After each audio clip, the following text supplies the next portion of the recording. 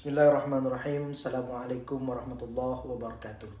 Saya Muhammad Rasul, mahasiswa PJJ UIN SSC Syekh Nurjati Cirebon, kelas A25, akan melaksanakan membuat video sebagai tugas dari ujian akhir semester untuk mata kuliah literasi digital kitab kuning dari Bu dosen Bu Dr. Rahmatul Fawaiz MPD.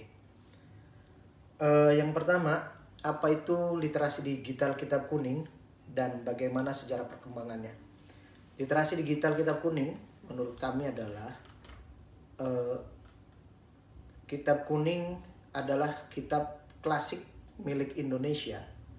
Dari percetakan terdahulu, Indonesia memiliki sebuah khazanah keislaman, yaitu literatur keislaman yang dicetak dengan kitab atau buku kertas yang berwarna kuning, dan hal tersebut menjadikan nama kitab tersebut adalah kitab kuning, yang berproses kemudian sekarang menjadi digital karena perkembangan teknologi komunikasi dan informatika, sehingga sekarang kita bisa mengakses kitab tersebut melalui jalur internet. Kemudian apa sih literasi itu? Literasi digital kitab kuning adalah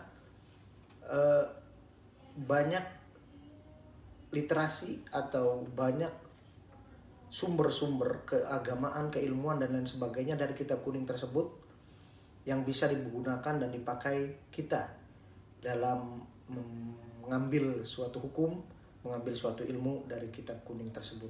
Sejarah perkembangannya, sebagaimana saya sebutkan tadi, bahwa kitab kuning itu awal muasalnya adalah kitab yang dicetak, dibikin oleh para ulama-ulama karismatik terdahulu, berbentuk kitab, kemudian dicetak dalam bentuk kuning, warna kuning, sehingga dia menjadi kitab kuning.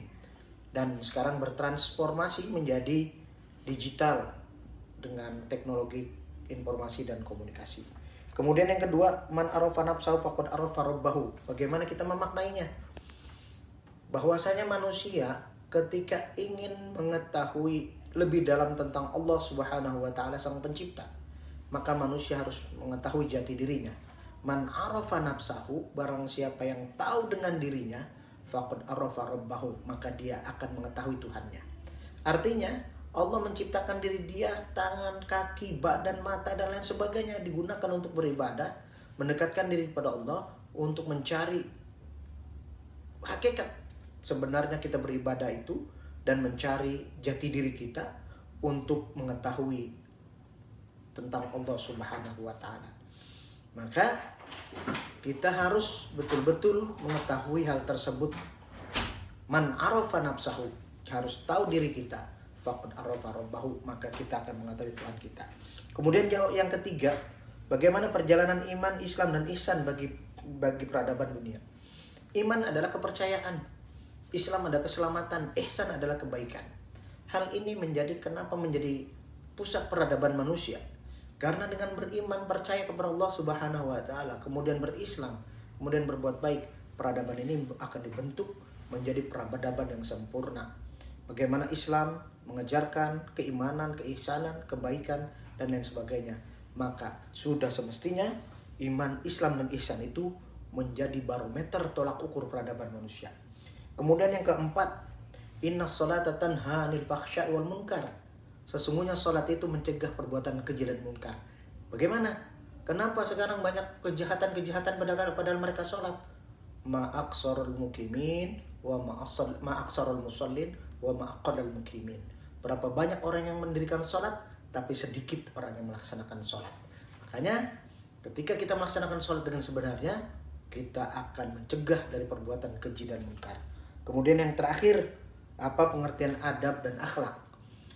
Kata Rasulullah, innama bu'itsu liutammima makarimal akhlak. Sesungguhnya aku diutus ke dunia ini untuk menyempurnakan akhlak.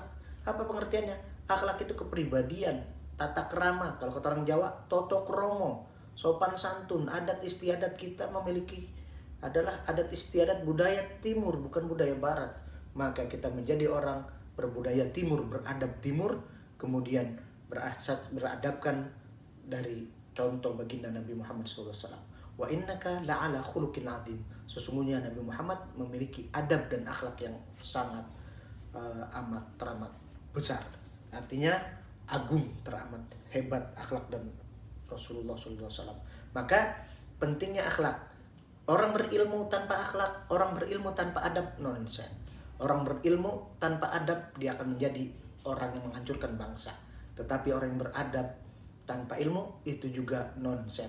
Dia beradab tapi tanpa ilmu. Seharusnya kita berilmu, kita beradab. Berilmu tanpa adab, maka akan menjadi penghancur bangsa. Adab yang lebih penting. Ini saja yang dapat saya jawab dari ujian akhir semester ini.